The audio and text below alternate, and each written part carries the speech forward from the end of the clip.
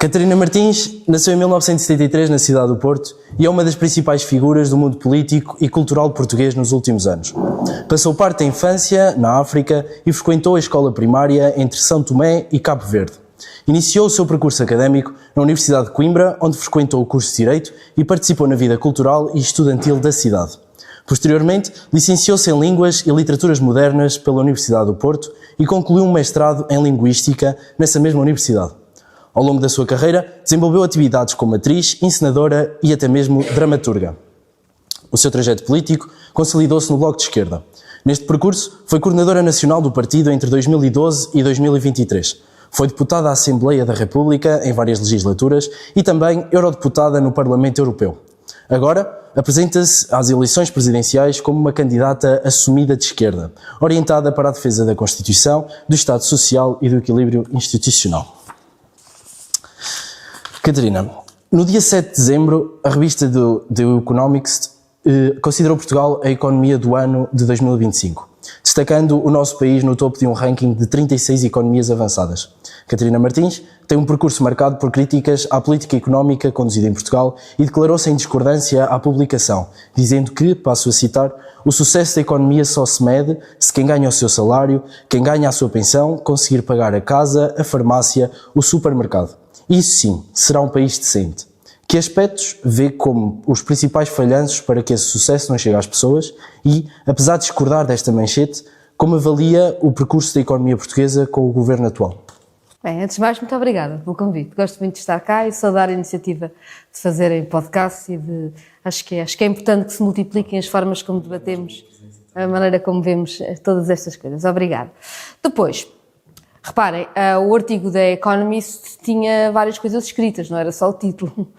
Tinha, por exemplo, uma avaliação de que a economia tinha crescido e a inflação tinha abrandado, mas na inflação não contava a alimentação.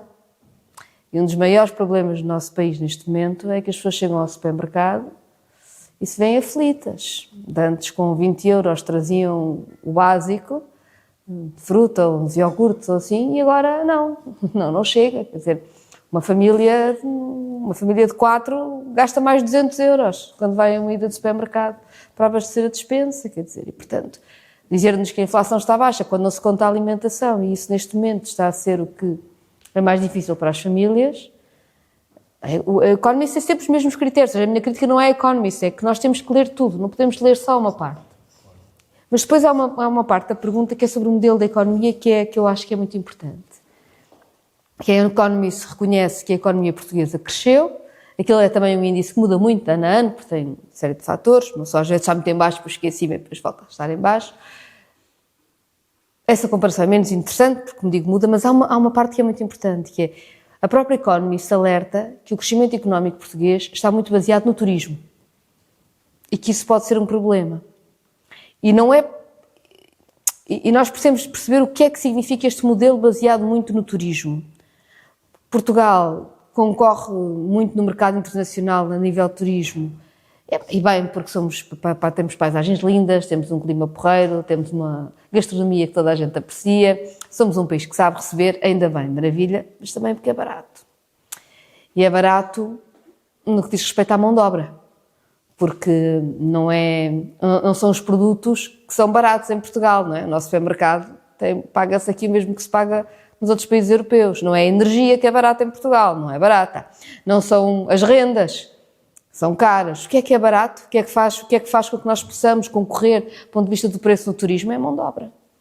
O que quer dizer que nós temos um modelo que está a dar crescimento à conta de pagar baixos salários. E depois ainda com aquela perversão particular que é paga baixos salários e onde mais cresce, mais difícil é quem trabalha com baixo salário arranjar uma casa. Porque eu não sei exatamente qual é o número do ano passado, mas julgo que há 2 anos era mais ou menos um novo hotel a cada 5 dias em Portugal. Nós pensamos, um novo hotel a cada 5 dias. É difícil, não é? Fica difícil.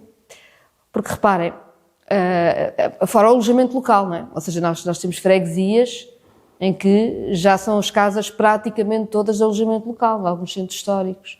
E era só em Lisboa, mas depois era em Lisboa e Porto, e agora cada vez é mais sítios, não é? Vamos aos Açores e à Madeira, vemos essa pressão também muito enorme em ilhas com pouco espaço e que de repente o turismo ocupa tudo. E portanto eu acho que nós temos que discutir o modelo de economia que queremos, mais do que o título de um jornal dá à nossa economia, por acaso num ano. E o que eu defendo é que nós precisamos de uma economia que aposte muito mais na qualificação e, portanto, não pode ser uma economia tão dependente do turismo. E eu não digo que o turismo não tenha o seu lugar na economia portuguesa. Seguramente tem, e ainda bem que tem. É bom para nós. Só que precisamos de mais do que isso. Eu estou numa universidade. Nós formamos jovens extraordinários na sua especialização, na sua qualificação. O que nós temos para oferecer-lhes enquanto modelo da economia era trabalhar por baixo salário no turismo e depois não poderem pagar uma casa. Não está certo. Nós precisamos discutir o modelo da economia. Por isso que um título, por isso é que eu dizia que se a economia está bem ou mal, como se lê no nosso país, não é o título da Economist, é como é que nós vemos a economia. E nós precisamos de uma economia que pague salários dignos, que as pessoas possam viver bem. E eu acho que essa é a medida, ou seja, não sei se estou a ser muito longa, mas para me explicar, ou seja, eu não tenho nenhuma revolta contra um título de uma revista, que tem o seu ranking, há rankings vários, mas acho é que quando o governo português tenta usar esse título para dizer que está tudo bem, nós precisamos de reconhecer que, enfim, há economias que crescem muito com condições de vida miseráveis. O crescimento económico não é em si só uma medida da qualidade da economia. E, portanto, nós precisamos de um crescimento económico que seja qualidade. E eu acho que é esse modelo que tem falhado. Nós temos apostado demais no turismo, demais em setores de mão de obra barata e temos pensado pouco em como é que podemos juntar a investigação e a inovação que Portugal produz, e produz muito e boa, com o tecido económico e ter um projeto grande. Eu já acabo, mas aqui há uns anos, quando eu tinha, talvez ainda quando eu andava no secundário, e depois, quando estava na universidade, eu no secundário estudei em Aveiro e havia o Centro de Estudos de Telecomunicações de Aveiro, acho que ainda há o CETA, mas agora tem uma função bastante diferente, que era da PT, uma empresa pública. Tinha a Universidade de Aveiro a crescer, há pouco tempo, lá, com muitas engenharias, e aquela junção entre a empresa e a universidade criou produtos absolutamente inovadores do ponto de vista das comunicações, que marcaram o nosso futuro. E que foram inventadas, o exemplo normalmente é dado é a Via Verde. Mas não foi só a Via Verde, houve outras coisas que foram criadas na altura, mas a Via Verde é em si o modelo tecnológico que mostra a possibilidade do que estava a nascer naquela altura. E nós hoje precisamos ter uma visão para a nossa economia do que é que se pode fazer que seja assim. Eu acho que há uma parte que eu acho que é muito importante e que tem a ver com a transição climática. Porque acho que em Portugal nós temos uma coisa muito boa e uma coisa muito má. Somos muito suscetíveis a ter insegurança no nosso território por causa das alterações climáticas, por um lado, seja da orla costeira, seja aos incêndios, seja a seca, somos muito vulneráveis, mas por outro lado temos condições extraordinárias para fazer uma transição climática, uma transição energética, pelos dias de exposição solar que temos, por exemplo. Se não fizermos solar concentrado a estragar terras agrícolas, como se está a fazer ao pé do Fundão, mas fizermos solar descentralizado, o que nós não podemos fazer por uma mudança extraordinária na nossa energia. E eu acho que, lançando projetos de reflexão diferentes, que unem o melhor que se faz na ciência, na inovação, com o que nós podemos fazer na indústria, nós podemos ter uma economia que não compete por baixos salários, mas, pelo contrário, se afirma no mundo por ser qualificada. E, na sua avaliação pessoal, como é que vê a economia perante o governo atual?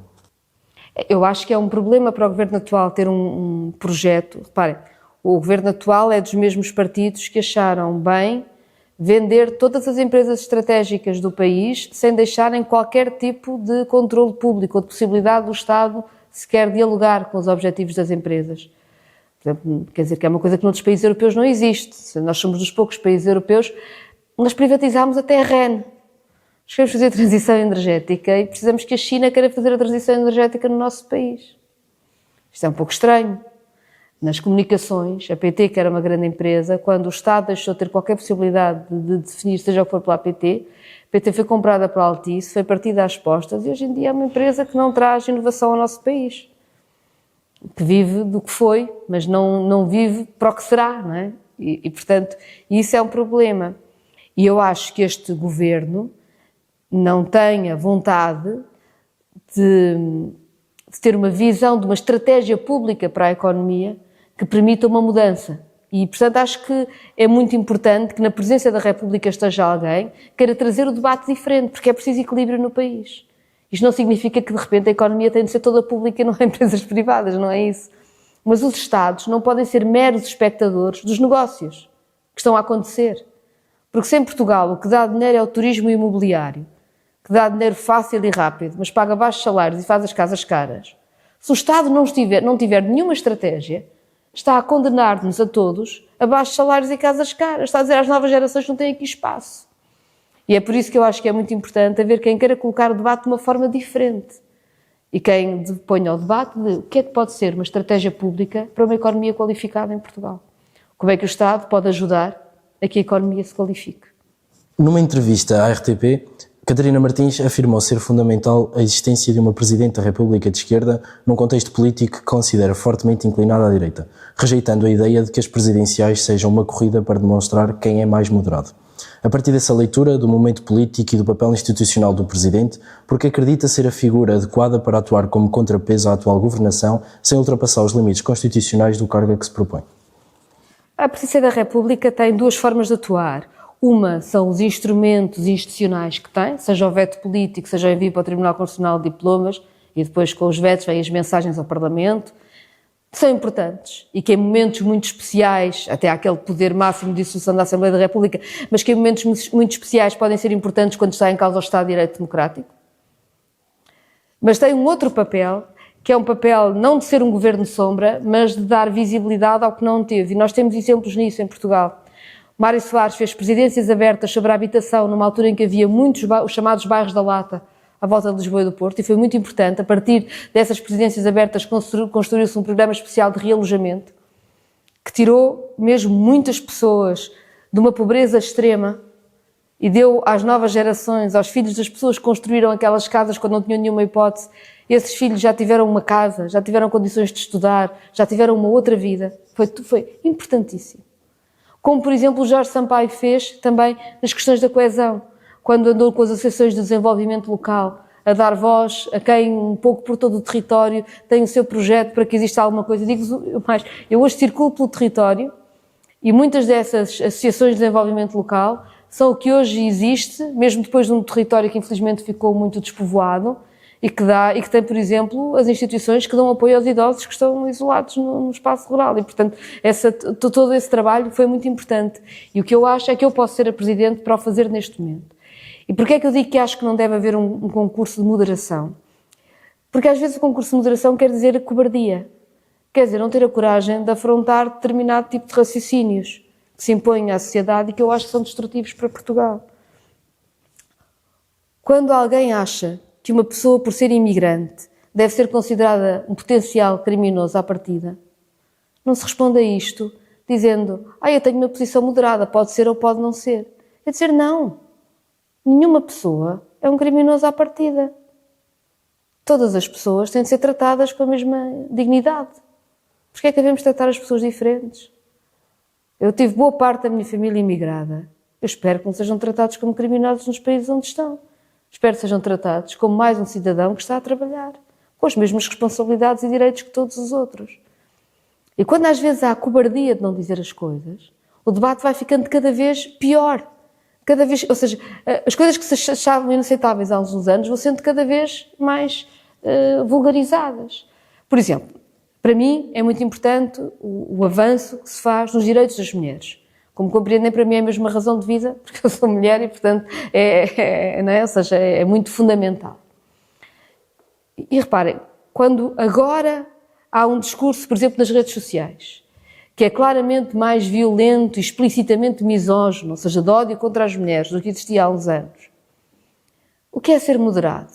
É dizer isto pode ser assim, mas só se for à segunda e quarta, à terça e quinta não? Qual é o dia em que o discurso que humilha pode ser aceito?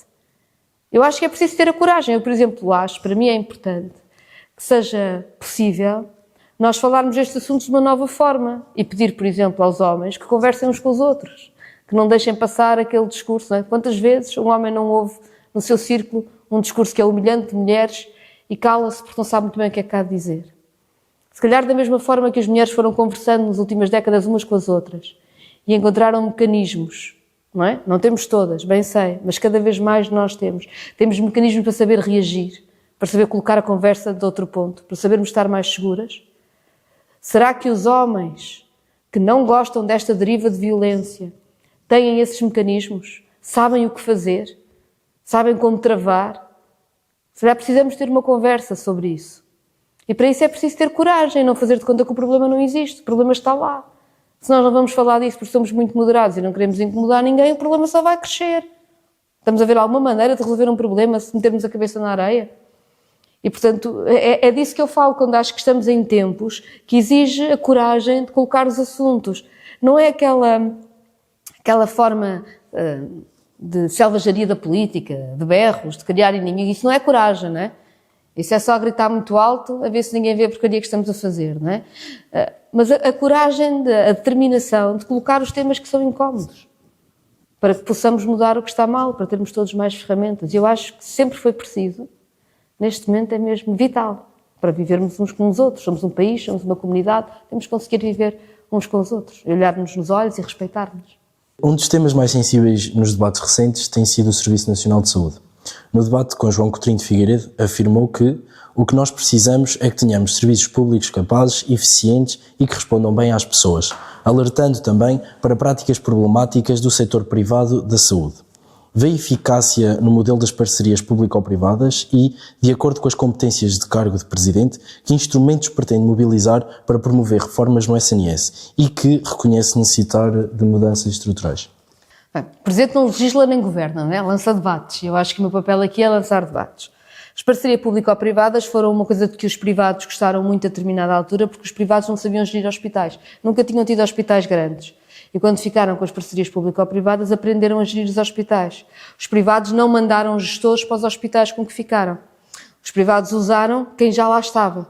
E depois, até quando se foram embora, levaram boa parte desses profissionais consigo. Neste momento, mesmo para os privados, aliás, eu ouço muitas vezes que as PPPs acabaram porque eu quis, confesso, quem me dera ter o poder de mudar assim o SNS nunca tive. As PPPs acabaram porque os privados deixaram de estar interessados nesse modelo. Ou seja, até porque já aprenderam a gerir hospitais grandes, já têm hospitais muito grandes, já levaram para lá os profissionais, portanto agora estão muito mais interessados noutra coisa, que é que o privado não tenha capacidade e mande que o público não tenha capacidade, e mande diretamente para o privado, não é? E é o que nós vemos a acontecer ao longo das últimas décadas. O público deixou de ter capacidade de fazer análise e exames de diagnóstico, por exemplo, qualquer um de nós vai ao médico, se tiver sorte de ter um médico de família, eu tenho, excelente, vai à médica de família, ela passa um P1, eu tenho que ir fazer as análises, ou a radiografia, ou a ecografia, noutro sítio, não é? E depois volto outra vez, e nós nunca nos perguntamos porque é que é assim. Se eu estou a fazer exames básicos, porque é que eu não vou ao médico e não faço logo os exames e não mostro logo? Porquê é que eu tenho de perder 3 dias em vez de perder um e no meio ainda ir pagar a 1 ou 2 laboratórios privados aquilo que estou a fazer nos dias em que eles podem? Com a organização que eles acharem dos dias. Enquanto estivesse organizado no mesmo sítio, mesmo não fosse exatamente no mesmo edifício, mas pelo menos na mesma unidade de saúde, não é? Se calhar podia-se organizar as coisas de maneira a utente só perder um dia. Digo eu, já sabiam que os utentes que iam ter, mais ou menos as coisas, não é? Sabem mais ou menos quais são os exames que as pessoas com determinada idade fazem de rotina ou que com determinadas doenças crónicas fazem regularmente. Podia-se organizar bem o trabalho, organizava-se a vida bem aos utentes, organizava-se a vida bem aos profissionais de saúde. Porquê é que nós vamos sair? E agora também faz isto com as cirurgias. Os hospitais não fazem cirurgia, então as pessoas ficam com um cheque de cirurgia e andam a bater à porta do hospital privado a ver qual é que aceita o cheque de cirurgia. E depois o privado aceita ou não aceita o cheque de cirurgia conforme lhe dá jeito, e depois se houver um acordo com o seguro que é melhor que o SNS, os do seguro entram antes dos do SNS, e a pessoa que tem papel do SNS está à espera uma data de tempo até conseguir a sua marcação. Isto é um absurdo. E depois não é sequer que os médicos se acompanharam até lá, porque veja, eu estou a ser acompanhada num hospital, preciso de uma cirurgia, e de repente dou-me um cheque de cirurgia para ser operado por uma equipa que eu não conheço, num hospital que eu não... Porquê? Tem algum sentido isto? E o que eu acho é que muitas vezes fala-se do modelo de negócio, que é algo que é muito interessante para os privados da saúde falarmos, mas fala-se pouco da organização. Vamos pensar na organização. E a organização deve ser centrada nos utentes. Nos utentes, nas pessoas que precisam da saúde. Tem que ter a vida organizada, tem que ter a mesma equipa médica a segui-las, tem que saber como é que entram no SNS. E para isso é preciso uma coisa muito simples, que é ter médicos, enfermeiros e profissionais de saúde, outros técnicos, mas no Serviço Nacional de Saúde. Para isso é preciso haver carreiras no Serviço Nacional de Saúde. Se nós, em vez de abrirmos concursos com carreiras como deve ser, dedicação ao SNS, contratamos tarefeiros à hora, nós vamos ter tarefeiros à hora. E tarefeiros à hora também não são equipas que possam organizar um serviço e que possam organizar centrado no utente. Perdemos todos muito tempo. Depois, ainda por cima, estamos com uma população envelhecida, com muito mais doença crónica.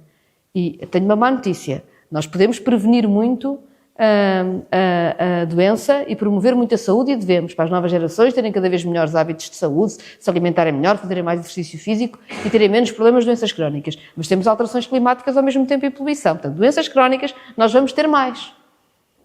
E, portanto, nós precisamos mesmo centrar o serviço nos utentes.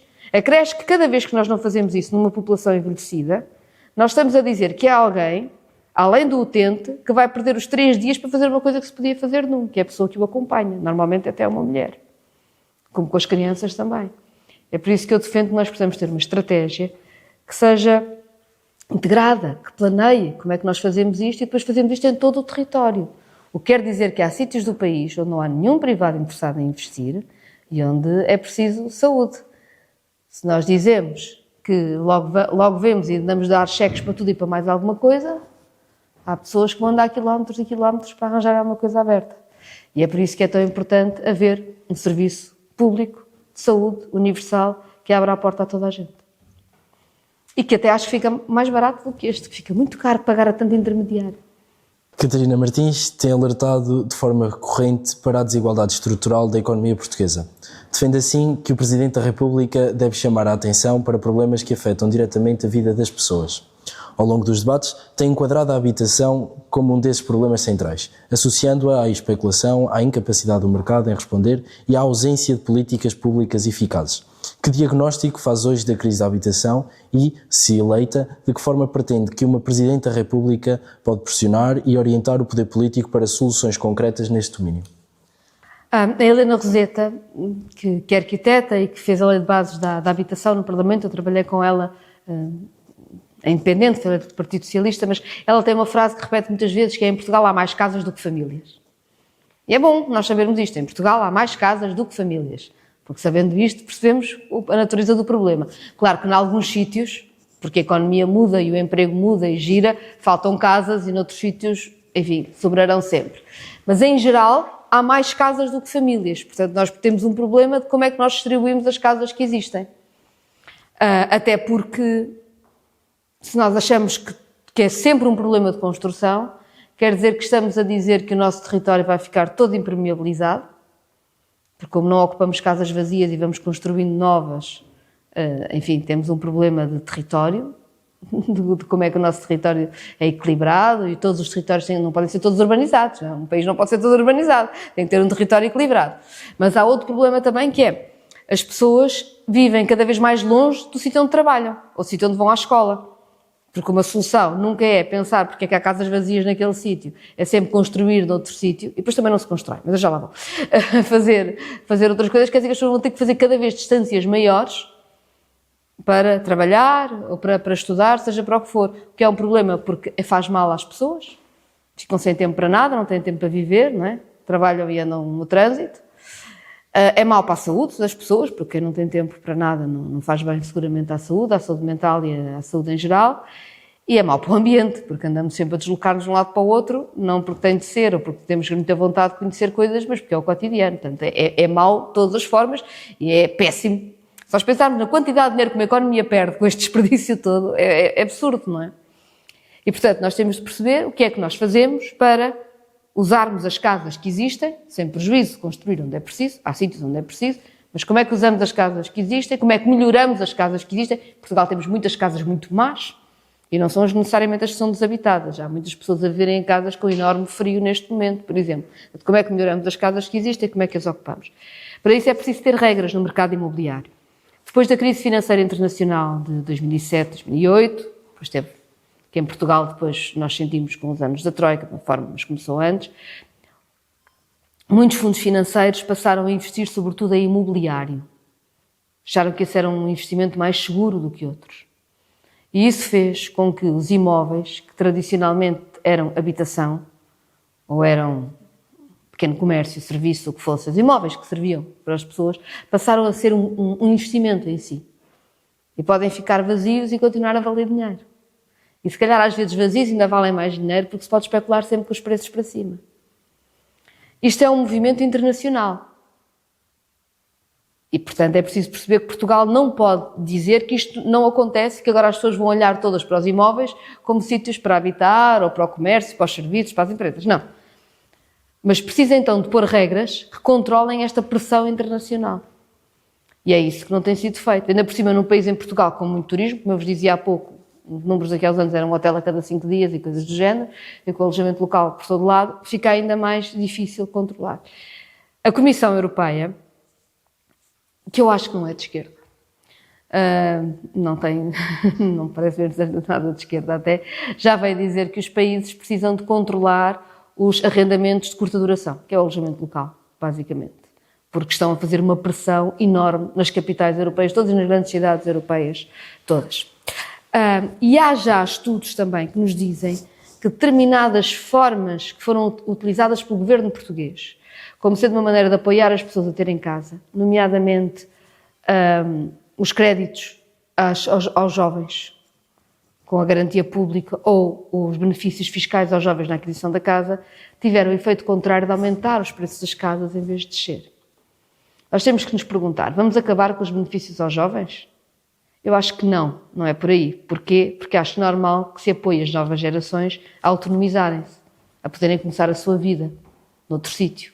Mas temos que perceber se fazemos isso sem controlar o preço da habitação, ou seja, sem regras de mercado, sobre o alojamento local, sobre os imóveis devolutos. Há um estudo também europeu, acho que é a OCDE que disse isso, saiu esta semana ou semana passada, que em Portugal, por exemplo, aquele IMI agravado para quem deixa as casas vazias não está a ser aplicado. Ou seja, compensa em Portugal deixar uma casa vazia, não é?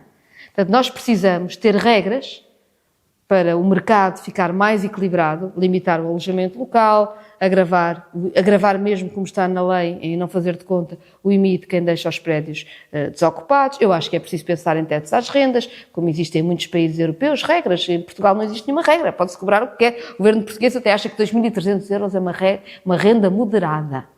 Só pergunta-se quais são os salários que conhece o governo português. Não sei se só conhece os seus próprios salários, mas seria bom olhar para a média salarial do país para perceber que 2.300 euros não é uma renda moderada. Mas, portanto, encontrar mecanismos de estabelecer preços das casas, de incentivar a que as casas que existem sejam postas no mercado, de pôr os próprios imóveis que o Estado tem no mercado da habitação. No mercado da habitação de uma forma vasta, pode ser habitação ou pode ser residências de estudantes, por exemplo. Mas é preciso colocar, em vez, por exemplo, de o vender para fazer hotéis, como está a acontecer, o Estado está sempre a vender, tanto o Estado Central como as autarquias, estão sempre a vender imóveis que depois vão ser hotéis. Quando nós precisamos de casas, de residências de estudantes, não tem sentido. Portanto, uma combinação de medidas entre limitar o alojamento local e fazer uma moratória a mais hotéis em sítios que já estão muito pressionados, ter tetos, estabelecer tetos, regras sobre as rendas, e depois, por cima dessas medidas, estabelecer incentivos à recuperação das casas para ter a eficiência energética, para se poder viver, usar os imóveis do Estado. E depois, estabelecendo essas medidas que ajudavam a baixar os preços, a obrigar as casas vazias a serem ocupadas porque ficava caro mantê-las vazias, aí os preços começavam a baixar. E por cima disso, eu acho que continuaria a ser preciso uma ajuda a que as gerações mais jovens pudessem autonomizar, sair de casa dos pais, da família e começar a ter a sua vida. Na sua opinião, ainda dentro do tema da habitação, como reage à culpabilização da imigração à falta de habitação? É uma parvoíce. É uma parvoíce, porque primeiro não há construção sem imigração. Lamento dizer, mas são os números. E eu não estou a dizer que tem que ser os imigrantes a estar na construção, no centro da construção. Mas qualquer pessoa que diga que quer tirar... Eu até já ouvi dizer, primeiro tiramos os imigrantes e resolvemos o problema da habitação. Depois eles podem entrar. Quem é que vai construir, reabilitar, tratar dessas casas? Não percebi. Mas, para além disso, o que é idiota? Não é pela nacionalidade das pessoas que as casas são mais caras ou mais baratas, as pessoas vivem melhor ou vivem pior. Foi aprovada uma lei que é supostamente para penalizar quando há muitas pessoas a viverem na mesma casa e são imigrantes. Ora, a mim choca-me que haja pessoas a viver todas juntas, imigrantes, sem nenhumas condições. Muito. Choca-me mesmo. Acho que não pode acontecer. Mas e quando são portugueses não choca? É que a mim também me choca. A mim também me choca que estejam avós, filhos, netos, todos sobre o mesmo teto, porque as famílias não se podem autonomizar. Isso choca-me imenso. Portanto, estarmos a fazer de conta que a imigração acresce depois, que boa parte do problema da nossa economia é mesmo o nosso modelo da habitação, é mesmo o nosso modelo de economia, de baixos salários, com casas caras. Eu pergunto-vos, se nós mantivermos esse modelo, se acham mesmo que não vai ser a imigração a ser a mão de obra desse modelo. Por uma coisa terrível que existe, que é os portugueses imigram para países onde se paga melhor e vêm para Portugal pessoas de países onde se paga pior. É isso que nós estamos a fazer. Vamos culpar os imigrantes por um modelo de economia. Não vai resolver a vida a ninguém. Só vai piorar a vida de toda a gente. No debate com António José Seguro, Catarina Martins reconheceu a NATO como um pilar relevante da defesa portuguesa e identificou o imperialismo russo como uma ameaça grave à segurança europeia, mas recordou que a Constituição da República Portuguesa consagra como princípio a dissolução progressiva dos blocos político-militares. Nesse enquadramento, criticou a forte dependência europeia dos Estados Unidos e a pressão para um aumento acelerado do investimento em armamento, alertando ainda para a instabilidade da liderança norte-americana, nomeadamente sob Donald Trump, que chegou a ameaçar países membros da própria NATO. Perante este cenário, como concilia a pertença de Portugal à NATO com a orientação constitucional que aponta para a superação dos blocos militares e que alternativas concretas propõe para reforçar a autonomia estratégica europeia? Eu confesso que não estava à espera que a realidade me desse razão tão depressa, mas Donald Trump acaba de ameaçar a Groenlândia e, portanto, convenhamos, a Dinamarca quer se defender de Donald Trump, vai invocar o artigo 5º da NATO, sendo que a NATO é comandada por um general norte-americano e quem está a ameaçar a Groenlândia são os Estados Unidos da América. Fica difícil, não é? Fica complicado. É por isso que eu tenho defendido há muito tempo que deve haver uma cooperação europeia para a segurança do espaço da Europa. É isso que tem sentido. Ou seja, a NATO faz parte de um tempo histórico diferente. A NATO faz parte de um tempo histórico em que havia Pacto de Varsóvia e NATO. O Pacto de Varsóvia já foi dissolvido, a NATO não foi. Porque não há nada que nos garanta que os interesses e a segurança europeias são semelhantes aos interesses para a segurança dos Estados Unidos da América. Aliás, a história não o comprova, muito pelo contrário. Claro que agora é muito evidente porque há um louco como Presidente dos Estados Unidos e, portanto, isso ficou mais evidente do que em qualquer outra altura. Infelizmente, eu preferia que não ficasse tão evidente. Mas o desequilíbrio estava lá. E é por isso que eu acho que é muito importante que na Europa haja uma capacidade de articular a defesa e a segurança que não é dependente da NATO. Porque é mesmo a única forma de termos defesa e segurança. Acho mais. Acho que isso não tem a ver com as ideias do exército da União Europeia. Acho que isso é absurdo. Até porque acho que a União Europeia nunca se deve confundir com um bloco militar. Porque se a União Europeia for um bloco militar, eu acho que até traz mais instabilidade e segurança à Europa.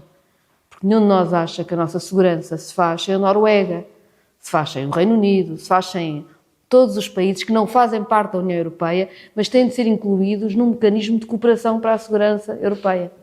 E acho que é nisso que Portugal deve investir muito. E Portugal tem a vantagem de ter na sua própria Constituição escrito já um caminho que pode, enfim, basta defendê-lo para encontrarmos novas soluções no campo europeu. A última questão, direcionada para os jovens, é: o Bloco de Esquerda construiu desde a sua origem uma base eleitoral marcada por um eleitorado jovem e mobilizado em torno de políticas progressistas. Catarina Martins, antiga coordenadora do Bloco de Esquerda, apresenta-se numa candidatura presidencial sem fronteiras partidárias, num contexto em que o partido atravessa um momento sem precedentes após o resultado das últimas eleições legislativas. Dada a sua experiência à frente de um partido com forte ligação à juventude e considerando as propostas de outros candidatos no sentido de criar estruturas institucionais dedicadas às políticas de juventude, como pretende, enquanto Presidente da República, atuar concretamente a favor dos jovens e de que forma tenciona reforçar a presença e a voz da juventude nos processos de decisão democrática? Reparem, nós estamos a viver um problema de falta de expectativas e isso é muito grave. A democracia só existe se nós quisermos. Não está escrito, não é uma lei da física. A democracia não é uma lei da física, a democracia é um consenso que nós fazemos entre nós. E ela só é forte enquanto nós acreditamos que com ela podemos viver melhor. E por isso é que é tão importante que a democracia signifique que as pessoas pensam coletivamente a sua comunidade para viverem melhor. E o voto e os partidos são uma parte da democracia. A democracia é uma coisa muito mais vasta, que é a forma como nós nos organizamos. Democracia também é haver associação académica, associação de estudantes, democracia é organizar debates como este. É nós, nos vários espaços em que estamos, agirmos. E temos de acreditar que nos encontramos uns com os outros para, mesmo que tenhamos diferenças, percebermos como é que podemos viver melhor. E a partir do momento em que começámos a entrar, neste século, acelerou muito a desigualdade, ou seja, os salários perderam muito poder. Quem trabalha perdeu muito poder. Nunca houve uma época da humanidade tão desigual como hoje. Há 8 homens no mundo que ganham mais do que têm mais do que 3 mil milhões de pessoas. No tempo da Troika dizia nunca houve tanta desigualdade como antes da Primeira Grande Guerra Mundial, mas agora nunca houve tanta desigualdade, ponto. Ponto. E isso é o modelo da economia, e esse modelo da economia tira esperança. E as gerações mais jovens, se lhes é dito vais viver pior que os teus pais, fica difícil quererem construir a democracia, mas porquê é que eu hei de construir um mundo para viver pior? Porquê é que eu me vou empenhar nesse processo de ouvir as outras pessoas, de construir com as outras pessoas, concordando ou não, mas porquê é que eu não vou trocar ideias, se depois o resultado tem de ser viver pior? E é por isso que a ideia dos moderados e do centro, eu acho que é muito errada para os tempos em que vivemos, porque o que o centro diz é: mas se nós fizermos alguma coisa juntos não é assim tão pior, é só um bocadinho pior. Mas por que raio é que eu hei de aceitar? Por que raio é que as gerações mais jovens vão de aceitar sentar-se à mesa, estar na sala da democracia a discutir como é que vão ficar um bocadinho pior? É um absurdo. Só porque não se quer mexer no sistema económico. É um absurdo. E, portanto, vivemos em tempos muito difíceis, até porque a concentração de riqueza só é possível destruindo a democracia e destrói a democracia. Portanto, também há interesses económicos muito grandes a investir muito em tudo o que é o discurso de ódio, de divisão, da desinformação. Esse é muito importante, não é? Porque, reparem, o discurso de ódio, seja ele contra imigrantes, contra mulheres, contra pessoas LGBT, o que for, é um discurso que divide as pessoas e torna mais difícil as pessoas encontrarem-se, sentarem-se e construírem soluções, porque seguramente nesta universidade há pessoas que nasceram em Portugal e pessoas que nasceram fora de Portugal. Seguramente nesta universidade há homens e mulheres. Nesta universidade há pessoas LGBT, como em todo o mundo, como em todo o lado. A sociedade é diversa, não é? Se nós tivermos cada um na sua caixinha a pensarmos se o outro é diferente de nós, em vez de percebermos o que temos em comum, no caso de uma universidade, por exemplo, termos parte desta comunidade escolar, não vamos fazer nada pela comunidade. Vamos estar ocupados a testar-nos uns aos outros, não perceber o que é que temos em comum. E, portanto, essa é a grande dificuldade dos tempos que vivemos. Que as pessoas se lembrem do que têm em comum, antes de mais. Porque isso é o mais importante de tudo, para construírem soluções.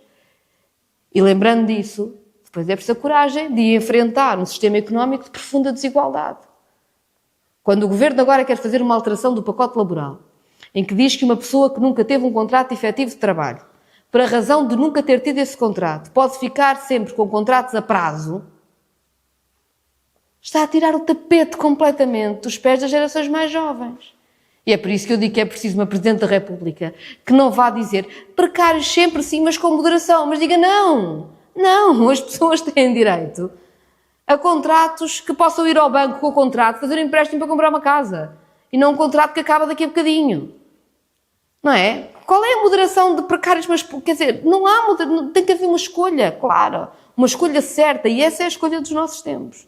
É por isso que eu sou candidata, porque acho que é mesmo preciso fazer estas escolhas. Saiu agora, esta semana, um estudo do Banco de Portugal, acho que é do Banco de Portugal, que diz que em Portugal os contratos estáveis são aqueles que têm puxado pelos salários.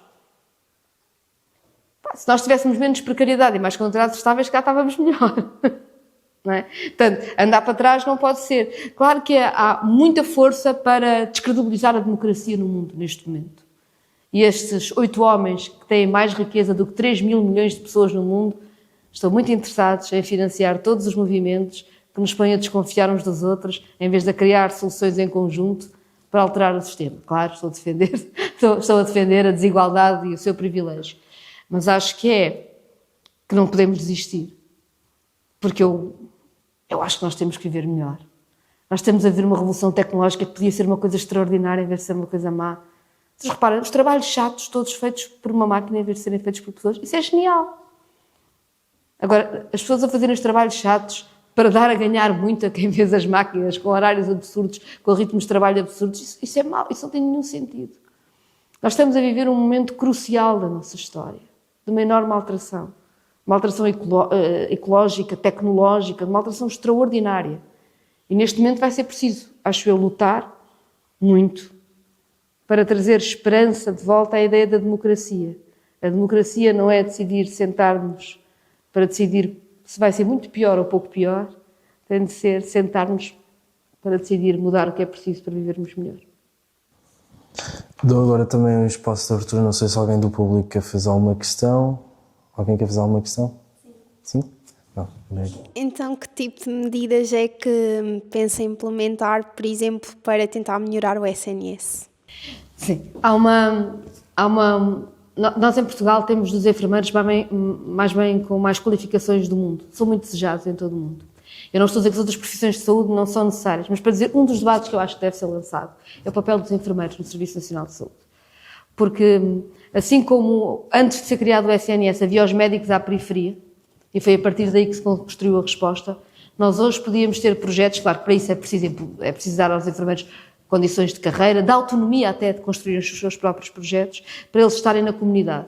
Eu acho que enfermeiros na comunidade, a detectar, a acompanhar a doença crónica, a detectar os problemas que aparecem, a saber direcionar as pessoas como entrada para o SNS para o sítio certo, podiam fazer um trabalho extraordinário. E claro que este trabalho seria muito diferente, ou seja, uma comunidade rural com uma população envelhecida isolada exige um determinado tipo de projeto à comunidade. Uma comunidade suburbana, por exemplo, com populações imigrantes que falam várias línguas, que até têm um problema de comunicação, às vezes com as próprias instituições de saúde, precisam de outro tipo de projeto. Mas eu tenho a certeza que os enfermeiros e as enfermeiras deste país são boa parte da chave do que nós precisamos para repensar o SNS. Pronto, mais alguma questão? Não, pronto. Dou então agora também 1 minuto ou 2 para se dirigir também ao eleitorado que nos assiste lá de casa. Esteja à vontade. Sim. Queria dizer o seguinte, eu acho que, eu dizia há pouco, a democracia não é só votar de 4 em 4 anos, ou não são só partidos. Eu acho que o papel de uma Presidente da República é esse que eu quero ter, é ouvir e dar visibilidade às pessoas que se organizam nas suas comunidades. Porque isto da democracia ter de ser uma coisa presente, é tão mais presente quando nós mostrarmos a toda a gente que quem se organiza na sua escola, na sua comunidade, pela sua causa, consegue realmente mudar. Se dermos visibilidade a isto, vai haver muito mais gente a organizar-se para toda a transformação que precisamos. E é por isso que eu apelo a que votem em mim, se acreditam que a democracia deve ser mesmo assim uma coisa forte, que não desiste de um futuro melhor.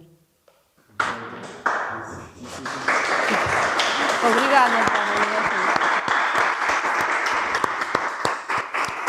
Dou então por terminada a entrevista e mais uma vez obrigado pela presença, Catarina. Obrigado, eu gostei muito.